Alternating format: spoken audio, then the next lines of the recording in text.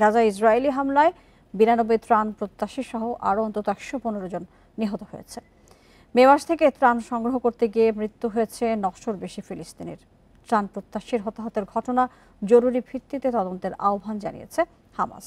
এছাড়া গাজা সিটিতে আল শিফা হাসপাতালে অপুষ্টির কারণে 35 দিনের নবজাতক সহ 2 ফিলিস্তিনির মৃত্যু হয়েছে। এক বিবৃতিতে হামাস জানিয়েছে, অপুষ্টিতে 76 শিশুর মৃত্যু মানবতার উপর কলঙ্ক। আর আন্তর্জাতিক সম্প্রদায়ের নিরাপত্তা আরেকটি অপরাধ। গাজা ইসরায়েলের কর্মকাণ্ড পদ্ধতিগত জাতিগত নির্মূলের শামিল বলেও জানায় হামাস। এদিকে আরও এক ইসরায়েলি সেনা আত্মহত্যা করেছে বলে জানিয়েছে আইডিএফ। গাজায় আগ্রাসন শুরুর পর থেকে এ নিয়ে 42 জন ইসরায়েলি সেনা আত্মহত্যা করেছে।